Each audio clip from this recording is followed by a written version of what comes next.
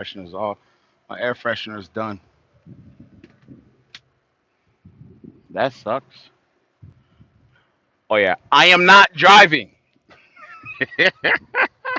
You can tell I'm not in the Amazon truck or not the Amazon, with the Tesla truck. I am not driving. God damn, I'm not driving. But yeah, man, what is going on? How's everyone doing?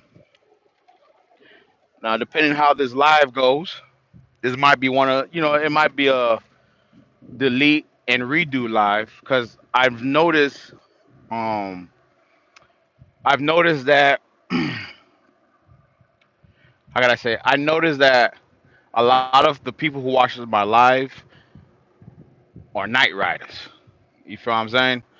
So a lot of my followers, a lot of my people that be watching, a lot of my subscribers, they're nighttime drivers, or they're getting off of work, or they working the night shift, stuff like that. So depending how this live goes the next 5 minutes, if I get some people to start logging on, then we gon' I'll keep it. If not, I'm gonna go ahead and delete it. I'm gonna save it, but I'm gonna delete it, and I'll come back at my regular routine, my regular time, the time I usually go live. You know what I mean? But I'm trying to see what's up with the algorithm. Maybe I don't know if the algorithm's gonna it's gonna push me out today at this time because usually I'm saying like 1 o'clock, 2 o'clock. That's when I'm usually up on live. You know, but God damn, I'm looking rough, man. I'm looking older than I need to learn how to use some of these filters. I really do. I need to learn how to use some of these filters. But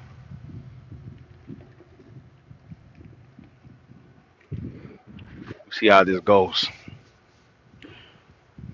But I think yeah, I think it's time to. What's going on, man? Hi, neighbor. You receive a package with my name? Hell nah. And if I did, I wouldn't tell you. Little ring. Any of you guys got? Go ahead, like this. Like and subscribe. Let everybody know I'm live right now. Any of y'all got the Ring app? Like that should be annoying as fuck. The freaking neighbors where you could write posts. People be writing the dumbest shit. Like dumb shit, bro. Like, hey, I'm just moving the neighborhood. I'm looking for friends. Like, I don't want to be friends with you. I bought my house to be away from people. Hey, go ahead and like the live. I bought my house to be away from people, not to be around people. You talking about you wanna link up just because you and I in the same area with the ring? Come on, bruh. What's going on, Henry? What's going on, man? How's your day going so far? Now I'm talking about this ring. Someone just wrote me on the ring app thing talking about I don't even know what it is. Talking about they lost a package. What's going on? My name is. How do you too? They lost a package. You know what I mean? If anyone seen their package, this is my name, blah, just Swazi. If I had your package, I wouldn't tell you. Now, for some reason, like a friend of mine, right? What's going on? What's going on? Dislocated kneecap. You dislocated your kneecap. How'd that happen? I had a friend of mine, right? And it's still a speculation, but we strongly believe the neighbors across the streets are only fan models. Why? The house that was built across the street is a brand new home. They moved in. It was two females, one guy. It's been over 5 years. Not one time. Oh, dirt bike? Hey, what bike you got? I'm thinking about getting a side by side, Henry. Now, did you try to do like a wheelie or something where you going too fast? The tire blow out? How did all that happen off a dirt bike? God damn. I'm thinking about purchasing a side by side. And I'm gonna do like little modifications. I shouldn't be saying this right now because I was trying to keep it a secret. 70-foot jump. You must be a professional. Yeah. You a professional. A 70-foot jump. I could look up and be like, nah, I'm good right here, man. I ain't gotta do no jump. you, I ain't gonna do no jump. This flat road right here. No decline, decrease. None of that. It's just a, you know what I'm saying? Keep doing your thing, bro. Appreciate it, man. Appreciate it, man. Thank you, Kevin. You got to be a professional, man. Now you ain't a professional. Can you say hi? I could say hi, but I just can't pronounce your name. Panley? Pamely? Now I already got people writing a DOT saying that I can't speak English or read correctly. So I got a I got a warrant out for mine at the way station. They got my name on a piece of paper at the way station. You know what I'm saying? What's going on, Robert? Pam Lee. Pam, I'm gonna call you Pam. What's up? How you going, Pam? How you doing? How you going? You see, you guys gonna get me in trouble. But yeah, man. Going back to what I was saying, I got a friend of mine, right? He uh he got a package. It was delivered to his house, and it was sitting in front of his door for the longest, right?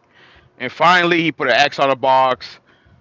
I'm doing good. I'm doing good, man. What's your plans for today? You went to church, you eating out with your family, you at the house. I know you're watching a live, but like, what did you do yesterday or today? So finally, he opened. He put the X on the box, all the good stuff. The post office didn't want to take it, right?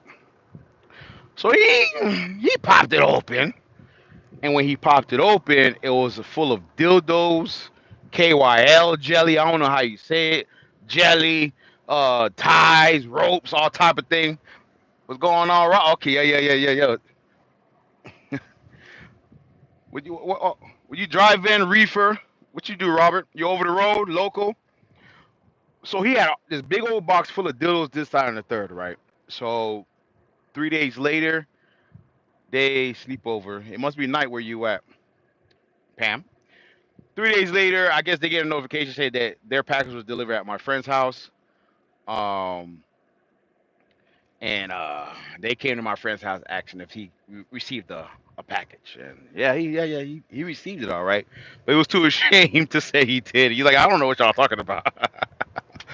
So that was crazy, man. But yeah, man, I'm linked up to this ring neighbor. No, I live in San Francisco.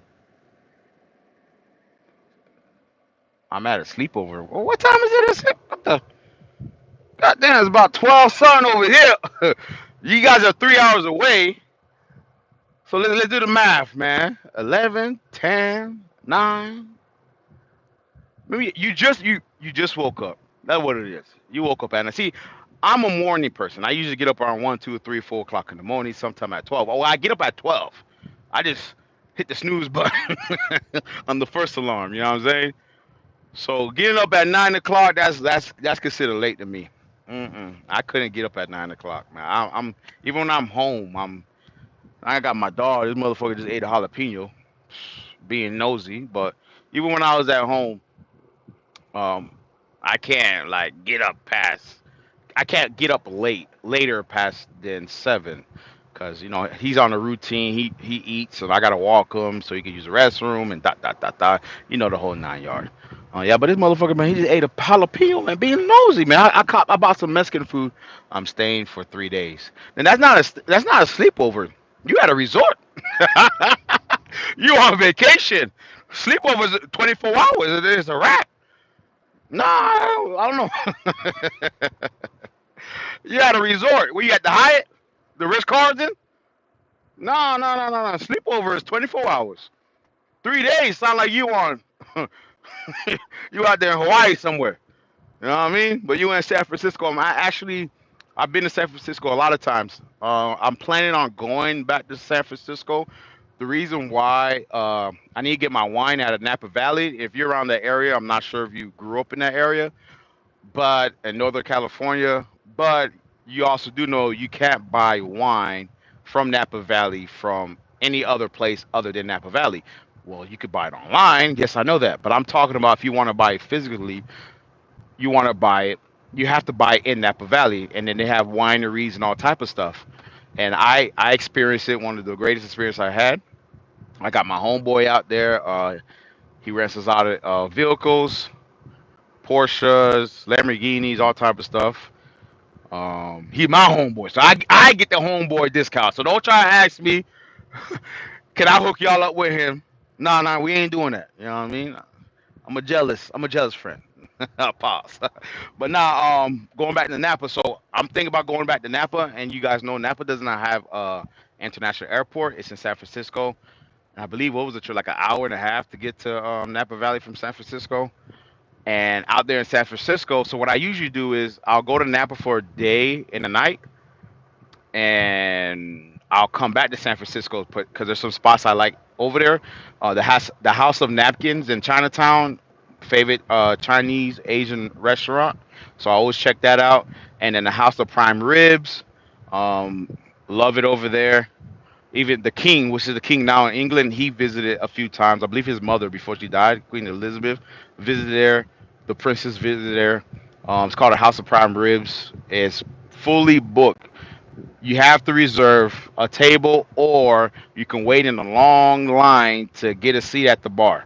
Okay, so if you ever want to go to the House of Prime Rib in San Francisco, the House of Prime Rib, the meat, the food, prime rib. Let's say it together. The House of Prime Rib. If you ever want to go over there, either reserve months in ahead, or you can test your luck and try to sit by the bar. 'Cause it's jam packed.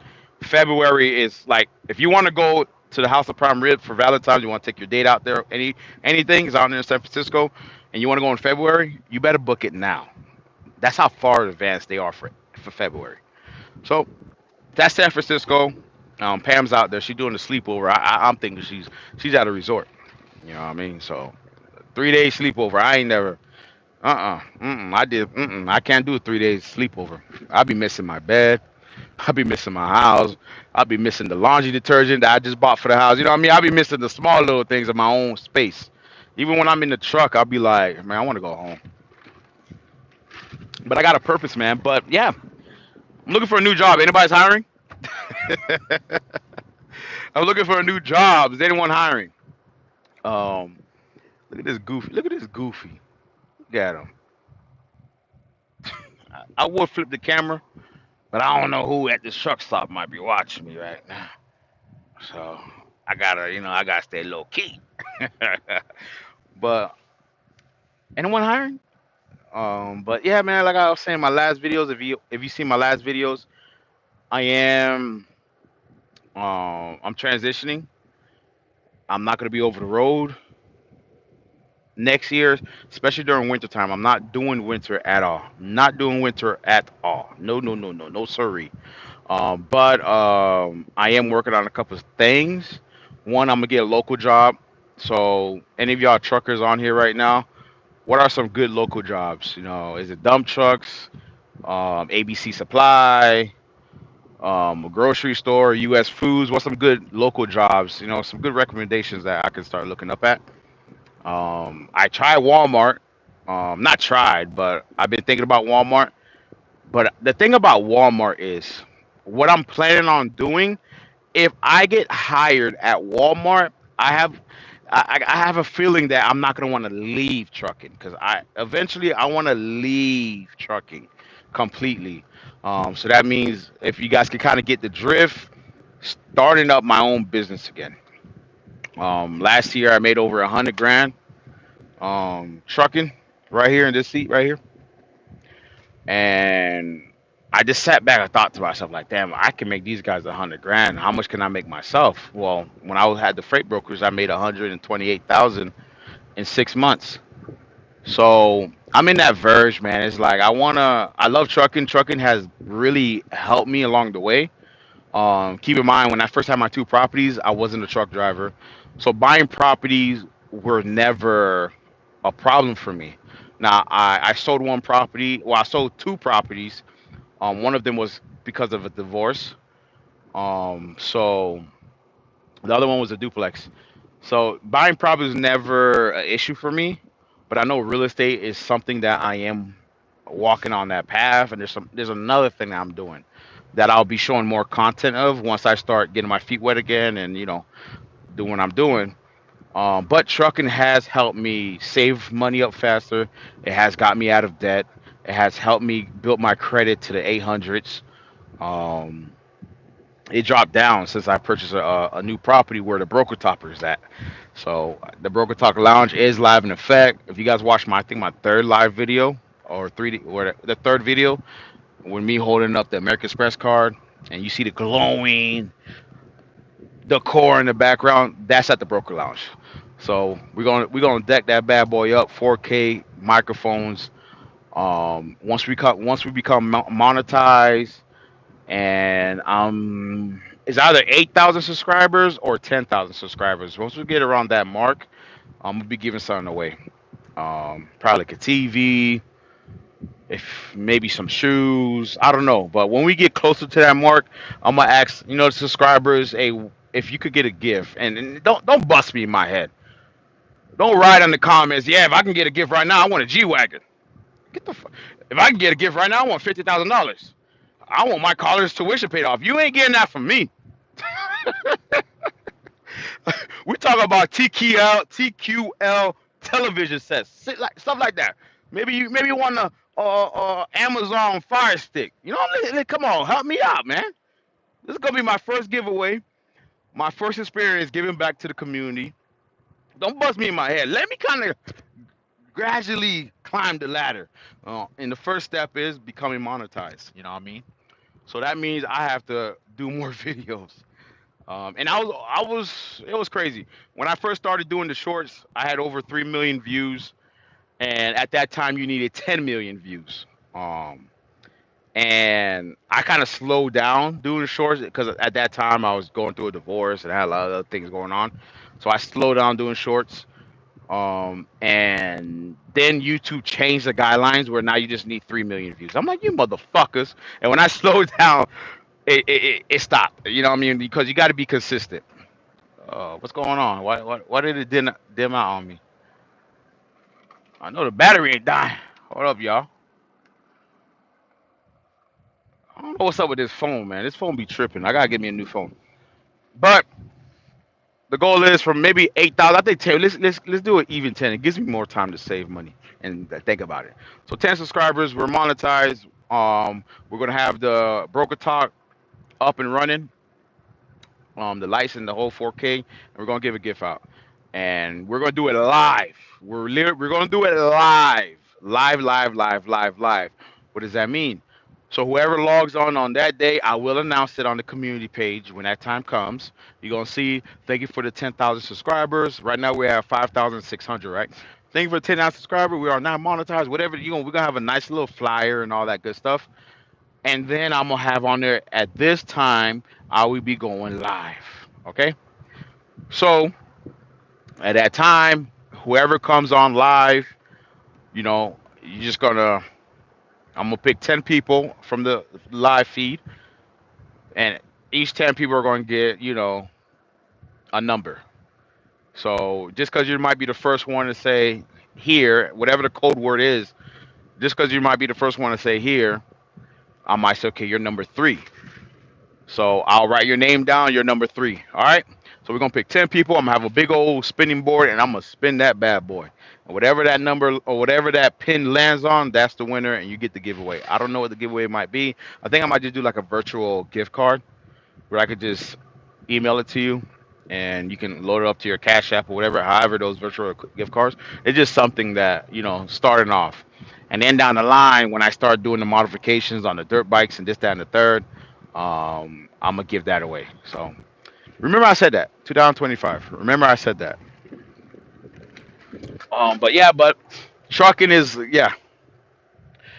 I'm a company driver. I'm not gonna sugarcoat it. I'm not gonna be like I'm a lease owner operator. I'm a owner operator or whatever the case may be. I'm a company driver.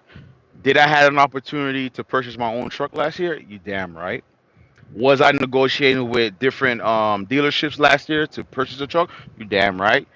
Did I find that truck that I was gonna buy? You damn right. I have the videos to prove it. If you go to my videos, you could go all the way down, and I was showing you the whole process, right?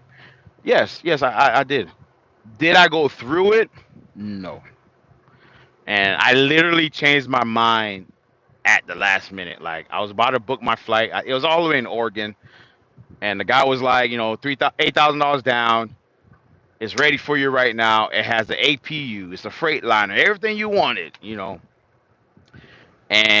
But you got to come to Oregon to test drive the truck. or you got to come to, you got to give me the $8,000. Then you come to Oregon, do the paperwork, and then you'll be able to go with the truck. And I'm like, well, nah, I'm not gonna give you $8,000 if I can't retest drive the truck. And we got in a big argument. He said I was wasting his time. You know, if I would have knew that I wasn't gonna come, and I'm like, bro, I didn't say I wasn't going to come. I'm saying before I buy this plane ticket and give you $8,000, I want to know if I test drive or bring my own mechanic with me to look at the truck, and if there's something wrong with it, I could get my $8,000 back.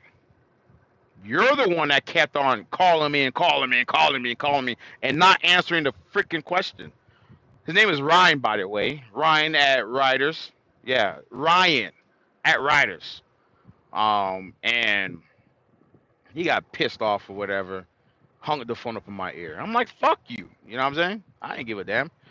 Um, so yes, I had opportunity, but that was one of the best decisions. Was to not become an owner operator.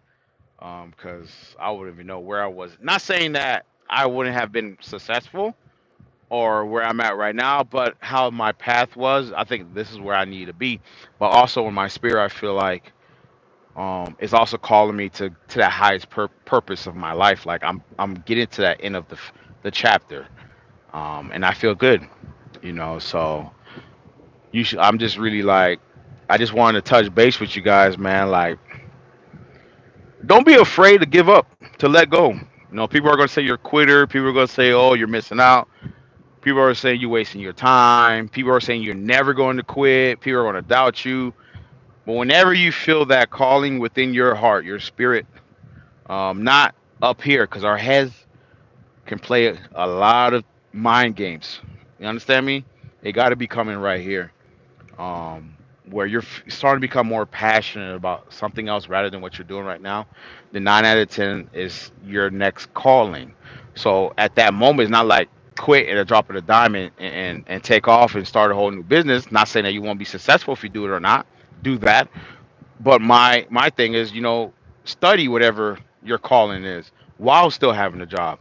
And then when you actually understand the business or whatever your calling is, the best way to learn is to keep a 9 to 5, right?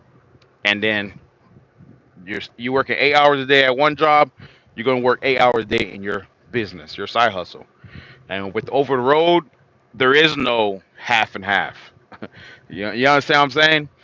Because if there were a half and half, I want to be on the phone with you guys right now. I'll be handling my own business. Not saying that other people haven't done that or they're not doing that, but it's very challenging being over the road months at a time. I'm not talking about the 2 week drivers, the 3 week drivers, and take 3 days home.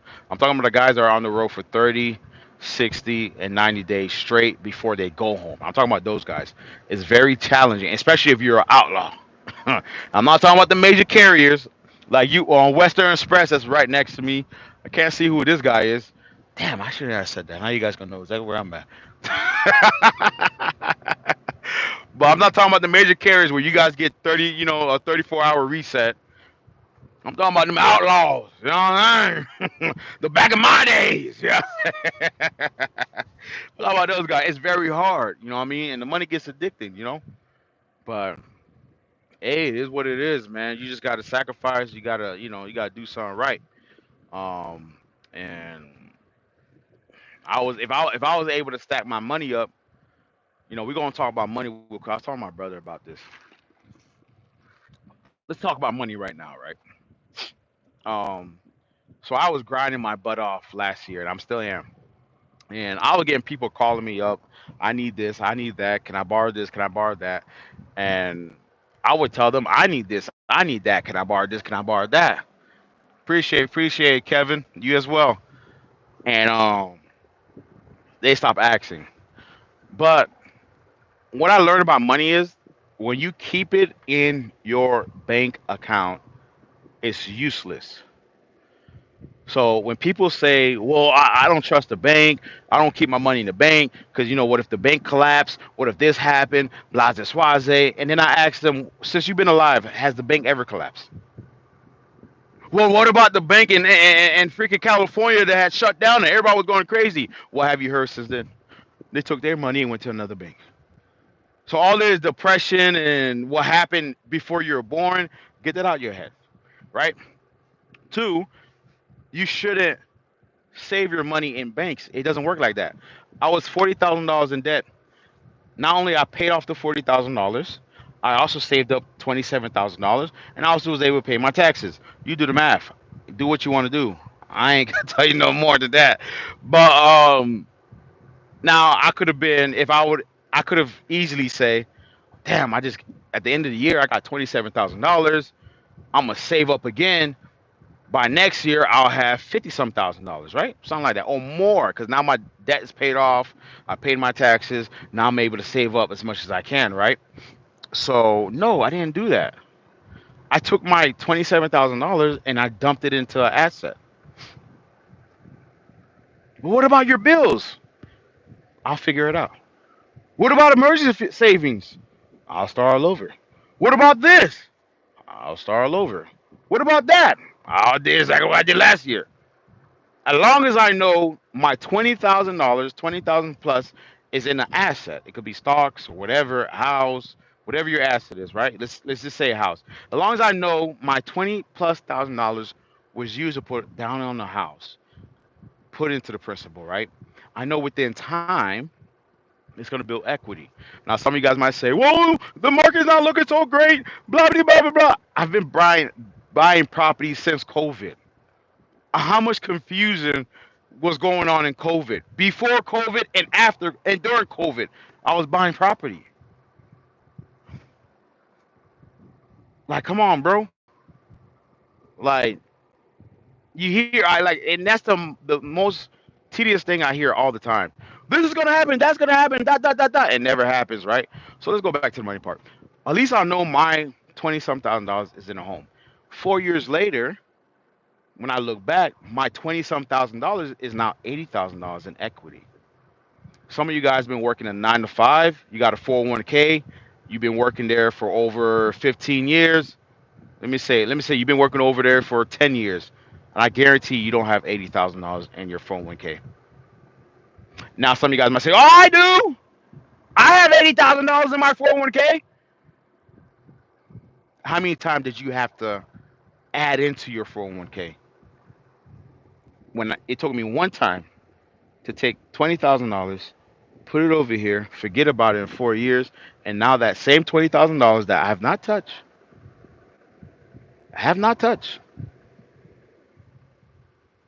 Maybe I put $100 towards the principal within 4 years. You do the math.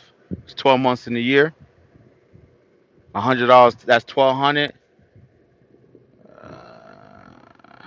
26. I'm not doing math right now. It's my day off. Anyways, but you get the math. So you're telling me within 4 years, with the $20,000 I put in, and then maybe an extra 4,000. I mean, it's 1,200 a year, right? My house is now worth. It has equity of $80,000, and you're still telling me 401k is the best option? Unbelievable. And there's so much more stuff. I'm just telling you the stuff that I have done personally. There's more stuff that I have learned that I'm going to do. But I've done what I'm telling you right now, I've done it personally. And that's where it comes back to like, hey, some people, trucking is their thing. And if trucking is your thing and you really love trucking, then kudos, go just do the right thing with your money. I'm not trying to depend on a company to dictate my time, how I'm going to make my money, how much I can make, and where I can go. I'm just over that. That's just the truth. You know what I'm saying? I have family that comes from trucking. My brother's a trucker. I'm a trucker. My cousin's a trucker for over 13 years. Another cousin, he left the truck and he was with he did Prime. Paid off two trucks. Then he went to Landstar, and now he got he had a wife, family. He's a sous chef at a restaurant, and his daughter just died at 15 years old. So my prayers go out to him. But So I come from trucking. So what financial advice for truckers trying to buy a truck? If you can't buy it cash, then don't finance it. If you cannot buy it cash, if you could buy the truck cash and you get your mechanic, look up a diesel mechanic around your area, especially someone who has a mechanic that has a computer or software where they could plug it in the same way Loves and these other, shops can do, and they could check it out and make sure it's good to go. But if you can't buy it cash, don't buy it. When it comes to mileage, try to get anything lower than 500,000. Not saying that there's a truck out here right now with 600,000 and it hasn't given any problems, any major problems. What problem we had? What major problem did we had on this truck? Besides the fifth wheel, the fifth wheel was the issue. We replaced the fifth wheel. There's something in the engine I just can't remember. Freak. There was something in the engine, but other than that, gravy, baby. 600,000 miles. Had this truck when it was 459,000 miles. Yeah, I run a little bit. But what kind of engine? It's a Volvo engine. It's a Volvo truck. Yeah, Volvo make their own engines. Oh, you talking about to buy? If you do Freightliner come with the Detroit engine. If I like Peterbilts come with the Cummins engines. Cummins engines are very good. Stay away from Packard. Packard has a lot of sensors, a very electronical type of engine, and Packard comes with a lot of the freaking Kenworths. Otherwise, Kenworths are a piece of shit. But the Freightliner engines, not Freightliner, the DT, the Detroit engines is pretty good. I think the Detroit 15, I forgot the number. But I know the Peterbilts have the Cummins engine. Cummins is very very good. But you're not gonna get you like if you get an older model long nose truck with a cat engine, one of them old school engines that you could get a reframe and a rebuilt and all that stuff with the engine, cool. But it all depends on the year you want to get. Just stay away from Packard. I don't care what year you want to look at, but stay away from Packard. Um, what else? Yeah, buy your truck cash. If you could afford a trailer, cash is good, but you could always lease. You could always rent a trailer. Don't get your MC number. Don't get your own DOT, your own authority, or lease under a company, maybe Landstar, depending on how many experience. I believe you had to have a year experience on your CDL for Landstar. But there's a lot of companies out there that you can lease onto that pay pretty decent. And don't kill yourself because you got to remember, fuel's up. I got a friend of mine. He he make decent money. Lease driver. Where's the best place to buy a truck? Okay, I'm gonna tell you the best place to buy a truck. Are you a truck driver, Kevin? Like over the road? Are you a truck driver? Um, the best place to buy a truck is the trucks that you don't. Okay, perfect. So you'll know this then. The best place to buy a truck is the places that you don't see it advertised online. What does that mean? Um, when you're driving, like right now, I'm driving these backwoods, and I see a lot of these trucks are parked at some of these houses that they got a lot of woods and all that stuff. Facebook Marketplace is another good place. You find some cheap trucks, but you got to look out for the mechanical issues. You know what I mean? See what's wrong with engine, if it needs any new tires, whatever the case may be.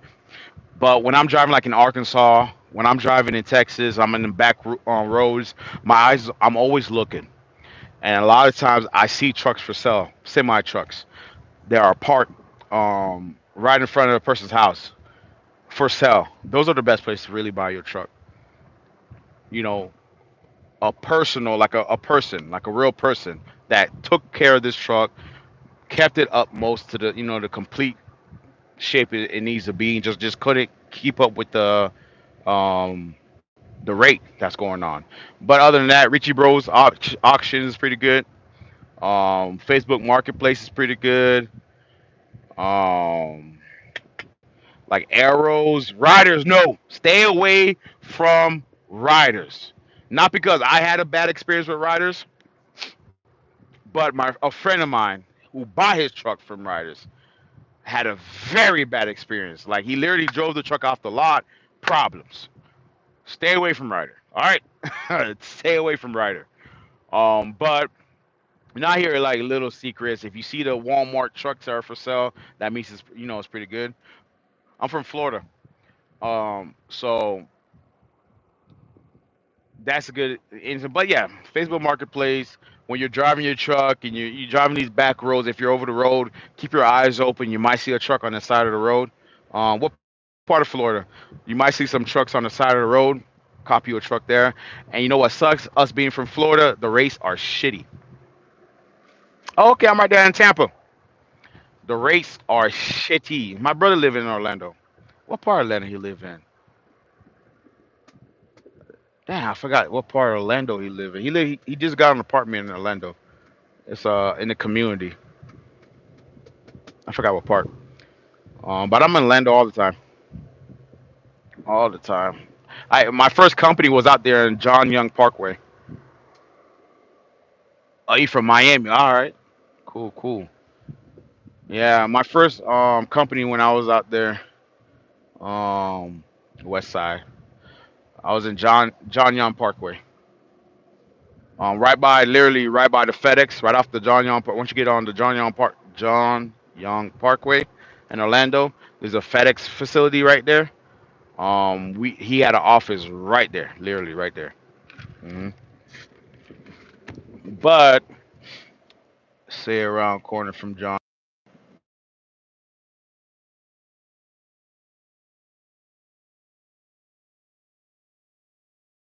I don't know if you guys can see Oak Ridge. Yeah, I'm not really good with the I don't know the areas like that in Orlando, but I know like bits and pieces of the area. Like I can remember the main highway, and I can remember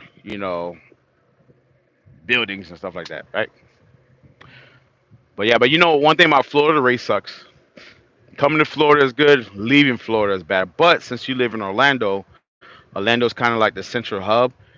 It's decent leaving, but if you go down there, Miami, you fuck. You might get you a good load going down there to Homestead, drop off some sugar. Uh, yeah, right where that FedEx at. Like, so when you get to that FedEx, you're gonna see like this building with a parking lot in the back. You know what I'm saying? You're gonna see a building with the parking lot in the back, and then you're gonna, that's where his offices be at. Um, but yeah, unless you get like a load to Homestead or whatnot, drop some sugar, whatever, or Publix, cool. But get it out, shit. Shit. I was thinking about doing dump trucks. I was thinking about doing dump trucks, getting the dump truck and leasing onto a company, a Sand and Rock company down there, Oak Ridge and John Young. It might be. I don't know. Oh yeah, so yeah, maybe Oak Ridge. Maybe Oak Ridge, because I know there's that juvenile prison that on that street before you turn to that FedEx.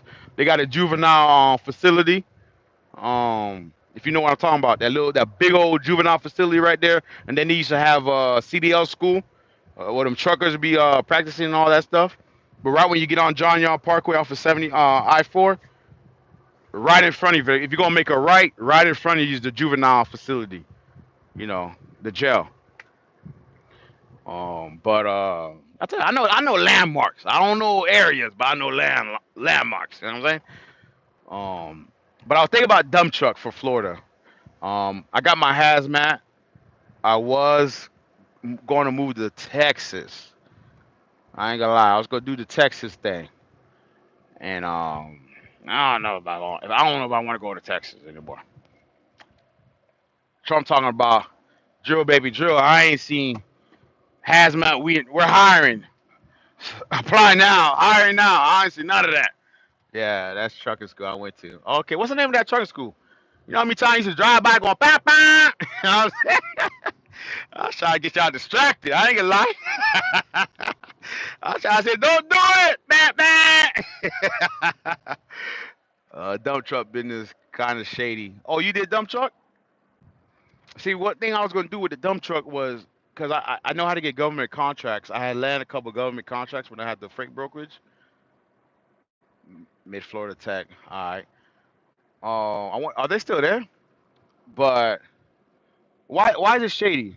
Give me some insights. Because I was going to do the government contract, but if you was in that business or experienced it, how why was it shady?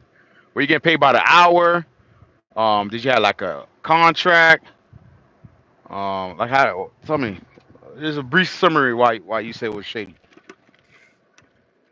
Um, but yeah, I think about the dump truck business, man. Cause locally, you know, what I mean, it kind of frees up some time for me. Like right now, if I was at home, I wouldn't be on live right now. Now, on my day off, I'll be doing my little side hustle. You feel me? It's who holds the contract. Ah, yeah. Now I understand what you're saying. You right. 'Cause I used to work for Cemex. You know Cemex out there in Orlando. You see them all over Florida. Cemex, the ready mix company. Cemex. I worked for them for 3 years. Before I became a truck driver, I was actually the loader operator guy that was dumping and who, you know, yep. Yeah, I was the loader operator guy that was dumping the rocks and the sand into the dump trucks, or they'll be dumping it into the little cake gauge and it goes up to the silos. So New Line is owned by Cemex. So I understand. Yeah, it's whoever holds the contract. They be picking and choosing because you never know. One day you got six tickets, right? You got six loads, so you got six pickups. So that's good money. And then the next day they only give you two. You know what I mean? Because they feeling some type of way, or the owner's homeboy or son. You know what I mean? Be like that. Damn, you know I need to make some extra bread. So now they gave you two and gave him eight. So I know exactly what you're saying. What the hell going on over here? Y'all see this? These boys sliding. Look at this bad boy right here. Beautiful truck. Greatest show on dirt. Safe, and they got the safety team with them. God damn. Boy, where I sign up for that? They got the safety team. Damn. Oh yeah, they getting paid. They getting paid right there. Bro, I'm starting CDL schedule in a school in July. Study hard and got my CDL 2 weeks ago. Brokerage was fun. 2 weeks ago. Yeah, congrats, man. Yeah, get your CDL and get on board, man. Get you a major, get you on the major carrier, get your experience up after 1 year. Try to get paid more, and then just keep doing that. Don't be afraid to drive in the snow. Don't be afraid to drive in these bad cities, because you got to get your experience one day. Damn, I'm still shocked. They driving with the safety team. Damn, fuck. Who the fuck? What they got in there? Donald Trump. But yeah, man. Any major you could recommend? A major as in what? For school or like just how to pass the school? Oh. Yeah, get all your endorsements. Oh, major company? I was with U.S. Express. They're all the same. They're all the same. But I was with U.S. Express. I love them. They have terminals everywhere. So every one of your deliveries or pickups, there's always going to be a terminal near. You never have to go to sleep at the truck stops. At the time I was with, we pumped up at Love's. Free showers, free laundry. At U.S. Express, you had a van, a loader car. So when you do your 10-hour break, you can go straight to the terminal. You get in there, and then you give the guard shack, the security lady, your information. You sign up, and you could take their car for an hour. So if you want to go grocery shopping, if you want to go out to a restaurant, maybe you want to go clothes shopping, just remember you have an hour. And whatever city that you were in, Shippensburg is my favorite terminal for U.S. Express out there in Pennsylvania, Shippensburg. Shippensburg, and there's another one in Ohio. I forgot the one in Ohio. It's beautiful. But Shippensburg got a Chinese restaurant. If you ever out there in Shippensburg, I believe it's called the Red Star, something like that. If you ever go with U.S. Express. But yeah, I like the U.S. Express, but they're all the same. The brokerage is it was I don't want to say lucky. It was a friend of mine that was experienced in freight brokerage, and we started during COVID, and he didn't have the credit nor the money to start the business. So me and my ex-wife started the business. And if you watch my videos, if you actually go all the way down to my videos, I got like step-to-step tutorials about freight brokerage before I became a truck driver. So if you go all the way down to my videos, I got everything you need to know about the freight brokerage. So you can always use it as guide. But it was fun, and I learned how to sell. I learned how to find customers. But going back to what I was saying, a friend of mine, he was very experienced when it came to freight brokerage, but he just didn't have the funds nor the credit score. So we want to be a freight broker. You got to open up a LLC, business account and all that good stuff. You also got to get a MC number, but it's going to be for just for the broker. You don't need an MC number like a truck driver, but they need an MC number. So you get your MC number. You got to pay for that. Then you have to pay for a surety bond, a minimum $75,000 surety bond or more. When you start dealing with government contracts, you will need more, sometimes 250,000. But you have to work your way up to get those higher surety bonds, right? But I was paying how much I was paying a month. I believe like 100. It was like $100 a month. I forgot how much it was a month, or was I did I pay a yearly? But you got to get a surety bond. Basically, the surety bond is, let's say you one of your customers is Tyson Chicken, and you hired a driver. You put the load up on DAT, and isn't it better to start local to get paid by the hour, or what's it? No, go over the road. Hell no. Go over the road. F that local shit. Get the over the road experience out the way. Don't go local, because you gotta remember 6 months over the road is 1 year local. Think about that. 1 year local is only 6 months over the road. You need the experience. You need the experience, buddy. Because let's say you work 3 years with Pepsi, Coca Cola, and now you want to go over the road, and they're saying, "Do you have experience?" Like, yeah, I worked 3 years with Coca Cola and Pepsi. They're gonna laugh in your face. Oh wow, you work 3 years going down the same street every day? Huh? You been going to the same truck stop every day for 3 years? Nah, nah, you ain't ready, buddy. Nah, nah, nah, nah, nah, nah, you ain't ready. You ain't ready. You ain't ready. You ain't ready. When you're over the road, you're going to different states, 48 states. You go to different terrains. You go to different weathers. Cold. If you ain't never been in the snow, you're gonna be in the snow. If you've never been in scorching heat weather, you're gonna be in the scorching heat weather. If you've never been in a tornado, you're gonna be in the tornado, hurricanes, hell, whatever you want to think about. You're gonna be in there, and that's all the Yeah, yeah, we'll tap in. Subscribe to my channel and leave me a comment. Um, so they want you to experience all this different to going up the mountain, coming down the mountain. They want to make sure you know how to control yourself, control a truck over the road. But locally, they know that you drive on one pave, one surface. So yeah, get your over the road experience now. Get it out the way. Get all your endorsements. Get your over the road experience out the way, and then transition into local. Because back in the days, before my time, you would have to do 2 years over the road just to get a local job. Okay, because they wanted you to get I bet they wanted you to get a the experience. Nowadays, you could go to Coca Cola and get paid $19 an hour. It doesn't make sense. You know what I'm saying? Isn't it OTR the same for local and out of state though? No, I ain't never seen a local driver from Florida drive all the way to California to drop off Coca Cola products. No, no, no. Now they got regional. Maybe you think about the regional. They have regional, but regions are always the 2 or 3 states that's closer to your home state. So if you're in Florida, your regional will be like Alabama, Georgia, maybe South Carolina, maybe Tennessee.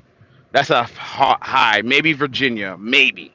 But that's how high you'll go. You're not going to Texas. You're not going to New York, you're not going to California, and the vice versa. If you're in California, your regional will probably be, Oregon and New Mexico. You know what I'm saying? Yeah. Experience is for insurance purposes. It's cheaper to insure experienced driver. Insurance costs is made as fixed. Yup. Regional, yeah, regional. Yeah, that's OTR. You're over the road. You can do OTR if you haven't been down the Grapevine in California. You're not official. I got a video of driving down that of all the way down. This when I was team driving. I got a video. Colorado, California. I don't know if you guys remember that one Cuban guy that was driving down the mountain in Colorado that killed like 10 people, I think, 4 people. And they gave him a life sentence, and then they end up there was a big protest, and they kind of reduced his sentence. I drove down that same mountain, and that mountain ain't no joke. I almost went over the cliff, man. When we get to the Broker Talk, when I built the Broker Talk Lounge, and I start, I'm gonna tell you the stories, bro. I'm talking about when I got down that mountain, my freaking gauge is about to blow off the roof. I got to the side of the road. It finally stopped. I jumped out the truck. Whew, I'll tell y'all right now, man. Let me tell y'all right now what happened. So boom, I had my homeboy. My homeboy got me. Yeah.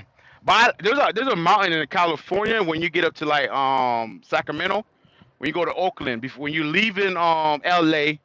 and you're going to Sacramento, Oakland, up there, it curves like this. I like that one. You so boom, I'm gonna tell you, we're going down the mountain. Well, it's my time to drive. I was team driving, and my homeboy is like, "Hey, man, you got this?" I'm like, "Yeah, yeah, man, I got this, man. I ain't gonna lie, I got this, bro." So you know how to, drop the manual, drop it down, control the manual and all that, use engine brake. Yeah, yeah, yeah, yeah, yeah, I got this, man. So he went to sleep. He went to sleep. So I'm driving. I'm up in the mountains. You know what I'm saying? I'm sliding like this. I'm sliding, and I see I'm going up the mountain, right? As I'm going up the mountain, I'm trying to hit the gas so I can pass the driver next to me. You know what I'm saying? Because me and him were going back and forth. He will pass me, then I'll pass him. He will pass me, then I'll pass him, right? So I'm hitting the gas. I'm getting up the mountain. I'm like, all right, I'm going to beat him now because he's heavier than me. By the time I get up the mountain, it's that decline. And I forgot the number, how deep the decline, and how many miles it was. When I got to the decline, I forgot to put on the engine brake. So I finally put the engine brake on, right? Bam! I'm in the Freightliner. The engine brake didn't catch on. Now, for y'all who don't know, and I didn't know at the time, but my partner was able to tell me, the engine brake will not work if you already exceeded the speed where it could click on. So if it needed to be at 45 miles per hour or 50 miles per hour, you're already going about 70, 75. When you click on the engine brake, it's not going to click on. You will need to slow the truck down yourself, and then the engine brake will click on, right? So because I was already coming down fast, I was coming in hot. The engine brake was not coming on. So I'm like, fuck. So I'm hitting the curve. I'm hitting the brakes, right? I'm holding it for too long. I can smell the burning brakes. I can smell the rubber. And all I see is my PSI just going deeper, deeper, deeper, deeper, deeper, decrease, decrease, decrease. And I'm like, what? And I can see, like, I'm literally seeing, like, this is it. It's a wrap. Like, I'm gonna crash this shit. Finally, my homeboy jumps out from the back. He's like, yo, what the fuck? What's going on, man? I smell burning rubber. And I'm like this. I said, bro, I don't know, man. I don't know. Yo, stop hitting the brakes. Oh my God. No, we're going to crash. We're going to crash. And it's coming like this. And we're going down the mountain. So finally, he's like, yo, just stab on it and let it go. So I stabbed on it and let go. And I'm trying to slow that thing down. You that tag go all the way, right? What do you mean? But that tack go all the way. Which tack? I don't know. So boom, I'm going down the mountain. Finally, I see there's like an opening on the side of the mountain, a whole bunch of rocks. Um, the trucker ramp was on the left side, so I wasn't. There's cars coming by me. There's no way I was gonna make it to the left side. There's a curve and there's a freaking a cliff, right? I imagine it was a panic situation instead of left. Yeah, it was like silent. Like it wasn't until like 2 or 3 days later when I realized how close speed manometer. Yeah, yeah. But I was getting it slower. Like let's say it was at 80 miles, like it was at the most. I'll get to like 70, and then when I'm slowing down, it'll slow down a little bit and then go right back.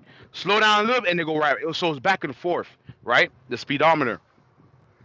So yeah, it was crazy. I didn't. So boom.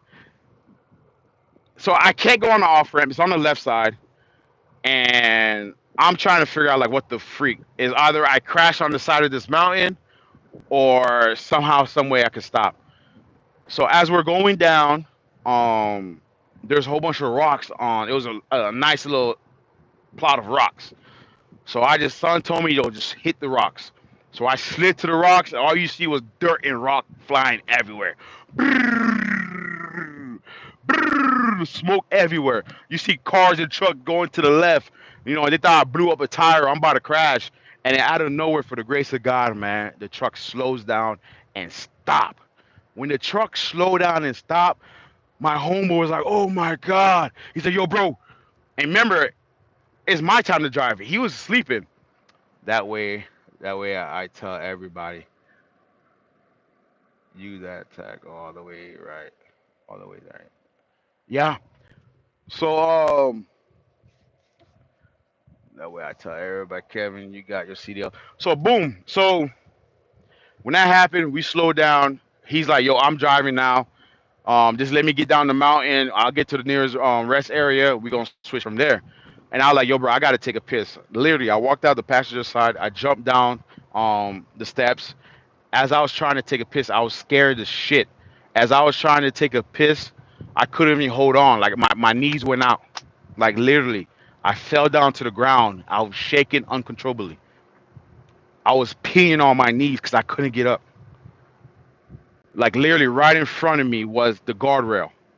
If we didn't stop right there, I would have went across that guardrail. I got a video on that down there too. Well, I got the video of the beginning of it. You know what I mean? But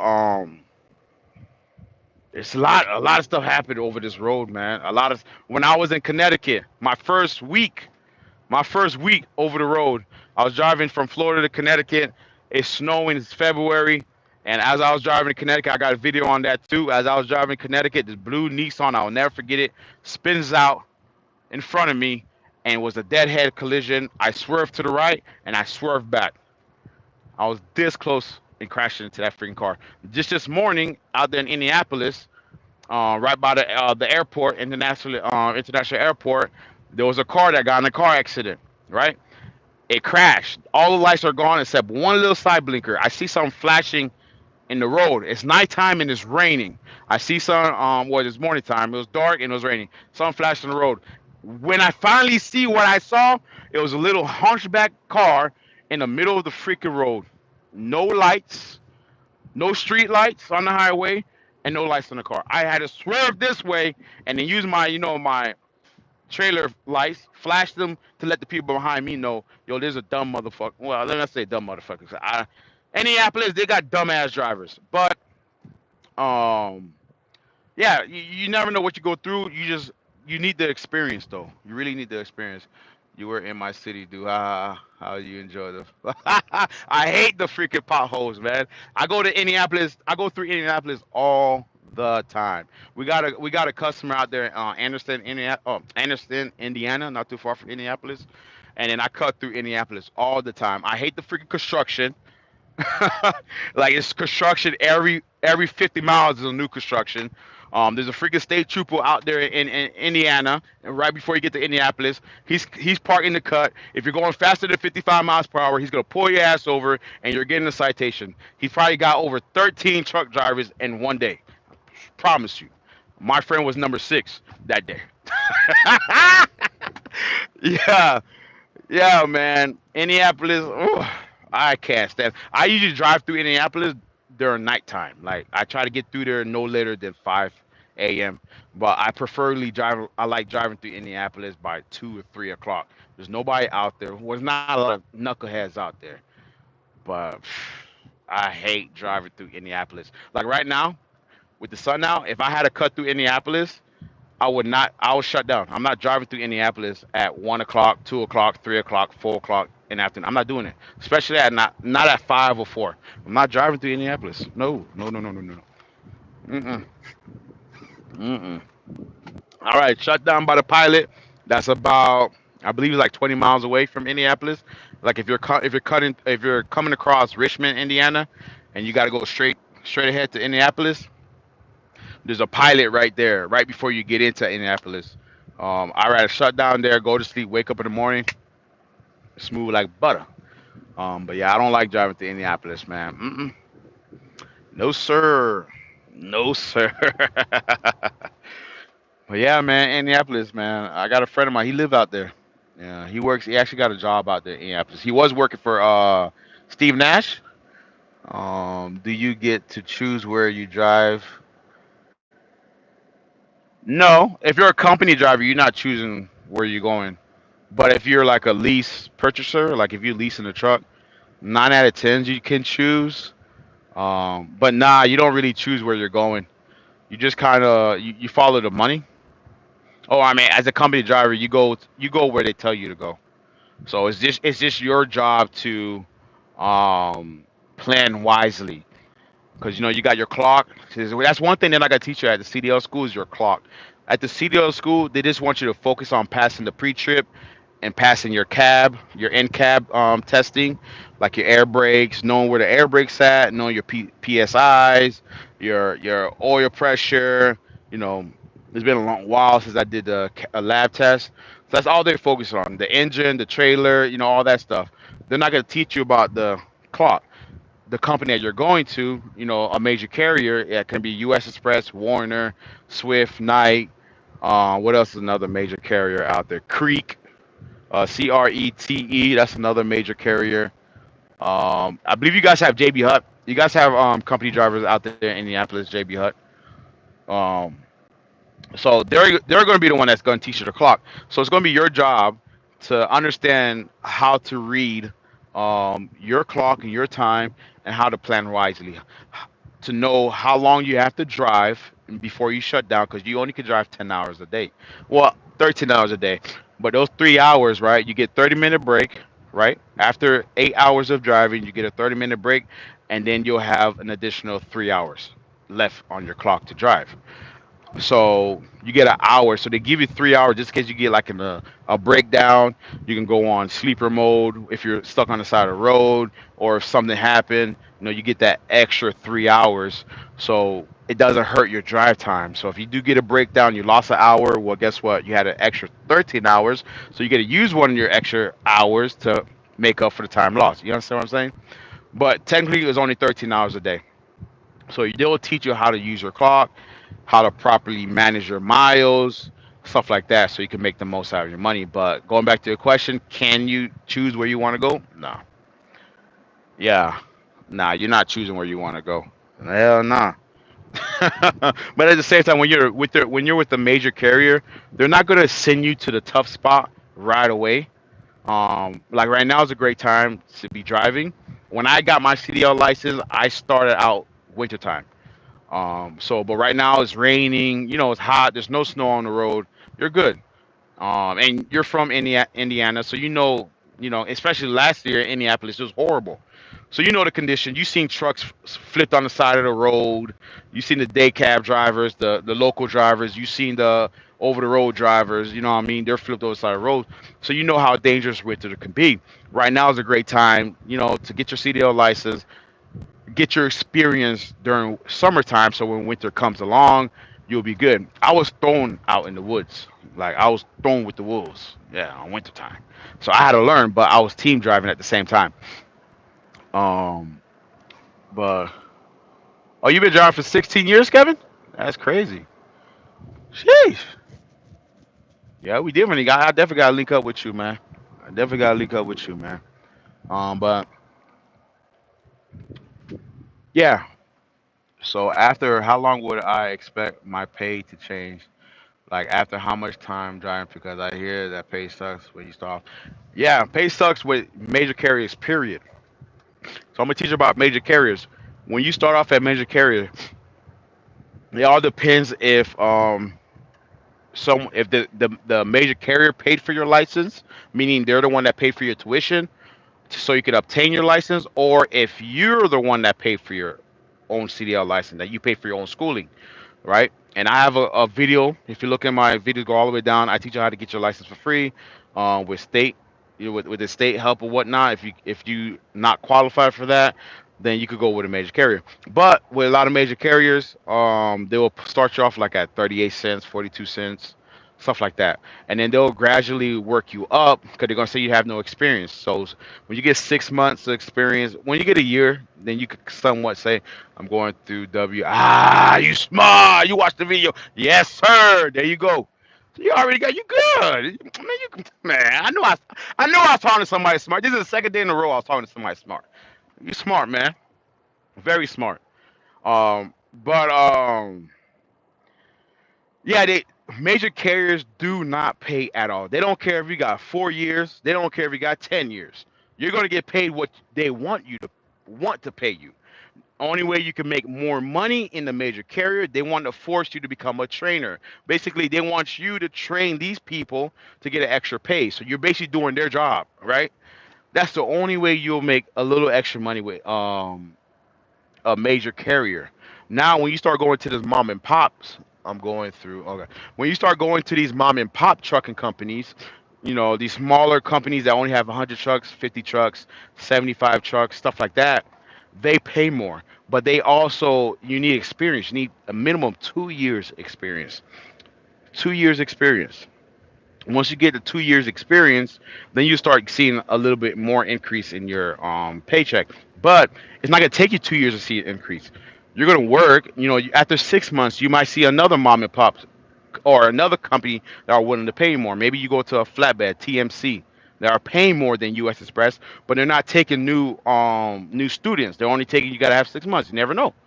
So now you go on to flatbed. If you go into other niches or trades within the trucking company, that'll pay you more. Then when you get to your 2 year experience, then you'll start seeing that big difference. And it all depends how much is a lot to you. Maybe $1,500 a week is good. Maybe you need $2,500 a week. Everyone's experience and cost of living is different from every from each other, right? But yeah, major carriers, no matter if you're there with 5 years, 6 years, they're not gonna take care of you. They're not pay wise, they're not taking care of you. What they do is put you in a new truck, make sure that the terminals are brand new, got the pool tables, and the water's paid, light bill paid. That's what they do with the extra money. The money that you're making them a year, they put it back into the business and they give you the crumbs. But that's why they're a major carrier. Um, but major carriers are just good for that experience for six months. So when you do find another, because when you become a truck driver, you're gonna be in places like here at a truck stop, and you're gonna start seeing different type of companies that you probably never seen in Indiana. Companies you never thought about. There's over thousands of different companies, but only a few are major carriers, right? And the major carriers are not the one that control the trucking market. So just keep that in mind. So when you get to these truck stops, you'll see these other trucks. Don't be afraid. Ask questions. Ask other truck drivers questions like, "Hey, what company you work for? How do you like it? How long you been there? How many miles you average a week?" Because sometimes they'll tell you, "Man, I make 65 cents. Man, you need to come over here. I make 70 cents. I make 72 cents." And then when you finally get to that company, yeah, you're making 72 cents, but I'm only driving $1,500, 1,500 miles a week. It's not about the pay; it's how many miles you're pushing a week, right? This guy might say, "Well, I make 65 cents a mile, and I'm pushing about from 35 to $4,000, 4,000 miles a week." Now you talking, right? You get paid from the miles. You don't get paid from how much you get paid, if that makes sense. So yeah, I can tell you I pay you $100 a mile, but what if I only want to give you 2 miles a week? So I only pay you $200. You know what I'm saying? So there's just some things, some gyms you want to Damn, my nose get clogged up, man. There's some gyms that you might want to take with you. Um, but yeah, the first step is passing your CDL get your CDL license. Find your major carrier. They're all the same. Try to find one that has a terminal in your area, Indiana. Do U.S. Express? Yeah, U.S. Express have a terminal in Indiana, but I'm not sure if they shut it down. But you guys have some major carriers. What major carriers you guys have over? I think Warner is over there too. But find you a major carrier that's in your area. If you don't want to go that route, you guys also have Steve Nash. Oh, Spartan Nash. You guys have Spartan Nash out there in Indiana that does regional. So they do regional and they do local. So you got a lot of options in Indiana. A lot of options. You got Spartan Nash. What other place? You got Ventures, trucking. You guys have a lot of options in Indiana. I'm kind of jealous. I'm not even gonna lie. It's so easy to get a job in Indiana. Did you stick it out with one company for 6 years for your hotel? Also, no, only been on the road for 3 years. I ain't gonna lie. I only been on the road. That was nah, I wasn't nah, I ain't been on 6 years. But for each company I've been for my 3 years, I did a year with each company. Yeah. Except the first company. They were the Russians, I'm not gonna lie to you. Team Drive. During COVID and when everyone's getting a flat base, I was getting a flat salary. My first year with zero experience. The reason how I got there is because my friend worked for the company. It was Team Drive. He didn't get well. He wasn't cool with the partner that they gave him, and he kind of vouched for me, and they replaced that guy. I replaced that guy, right? That's how I was able to get in there. But I was getting paid salary $2,100 a week salary. I could drive 300 miles or I could drive 10,000 miles. I was getting paid 3,100 $2,100 a week. That was with the Russian. They went bankrupt, and then I went to U.S. Express. I did a year with U.S. Express, and then there was another company I went with. No, no, no. Only been with the first one was they went bankrupt. I did 6 months with them, I believe, 8 months. Then I did a year with U.S. Express, and I've been with this company. I'm going on 2 years now. So yeah, yeah. So, but there's guys out there that their first year they've been with 16 different companies, and that looks really bad when you're that driver that jump from company to company to company to company to company to company to company. When you try to get hired from a local company or a well-known company when it comes to trucking, and they look at your work history and they see you had like 13, 6, or 5 different trucking companies within a short period of time, it's a big red flag to them. So, like I said, just stick it out. You know what I mean? Because a lot of companies they're going to want a minimum 6 months or a year consistent with one company. So stick it out. So just change jobs only if there is a paying, not only if there is a pay increase, if it makes sense. Yeah, like I said, it can have a pay increase, but what if you're not getting the same miles that you're getting from your last company? So basically, you're losing. You know what I'm saying? Because you get paid by the miles. So if you're getting paid 62 cents from this company and you're averaging 2,800 a week, and then this company comes around and say, "Hey, I'll pay you 65 cents." Yeah, you're getting a pay increase, but now you're only averaging $2,200 a week. You see what I'm saying? There's not a big difference. So only time you'll leave a company if it makes sense for your life. Maybe you're moving somewhere. Maybe you did 6 months with this company. You feel like you already reached your plateau with the company, so now you want to try reefer, or you want to try flatbed, or you want to try cow hauling, or you want to go local. So it has to make sense, you know. And companies understand that. Or maybe you're with a company and they're not respecting you, right? They're not respecting you. They're not paying you on time. So that's different. But if you're with a good company, and just because one guy said that you can get paid more over here, doesn't mean you're going to get paid more. It doesn't mean for you to jump ship. Because a lot of guys who have 16, 17, 8 different trucking companies within 1 year, they're going after that pay increase. You know, they want it more, and it doesn't work out like that all the time. You get paid by the miles, not how much you get paid. Yes, you get paid how much. Yes, your experience. If you drive for 3 years and then you're still getting paid 55 cents a mile, that's ridiculous. especially when you have, and keep your license clean. Keep your CDL license clean. No speeding, no infractions, no accidents, no drug violations, and get all your endorsements. But yeah, if you've been driving for 3 years and you're still getting paid 55 cents, that's your fault. Of course, you want to get a pay increase with your experience, and if your company is not willing to give you a pay increase, but you see another major carrier that looking for someone with your experience that are willing to pay you, your first question should always be, how many miles can I average a week? Because I understand that I get paid by the miles. I don't get paid by how much you're paying me per cent. You know what I'm saying? If that makes sense, there's gonna be a super trucker somewhere on there saying that bullshit is a flat out lie. You don't know what the hell you talking about, goddamn rookie. But great combos, man. Kevin, you still on here, man? I'ma holler at you. No problem, man. No problem, man. And while you waiting, man, go get your endorsements. You right now, while you're planning on going to school, you can get your triples, doubles, and triples endorsements, and you also can get your tanker endorsement. You can't get your hazmat right now because you need your actual CDL license. So I mean your actual, not the permit, but the license itself. But go ahead and get your endorsements right now while you're waiting to go to school. So by the time you do go to school and you pass, your endorsement is going to be the same age as your license. You understand what I'm saying? I got all my endorsements besides the TWIC card. I might get the TWIC card. I was doing a lot of port run earlier in my career, but nah, I might get the twig card, might not get the twig card, but I got the doubles and triples. I got the tanker, and I got the hazmat. I got flatbed experience. I don't do reefers. I care less about reefers. Um, but yeah, do that. Get your endorsements. Wish you the best. Congrats again for getting your permit. I'm gonna holla at you, Kevin. Thank you for everyone that's been watching. Thank you for liking the video and subscribing. This is one of the longest uh live I ever done. I ain't gonna lie. I was supposed to talk shit a long time ago. My lip looked chappy. I ain't gonna lie. But I appreciate you guys. Till next time. My Pat, if you ever see me, you see a white boy down there in Indianapolis, man, give me one little honk. You know what I'm saying? It might be me.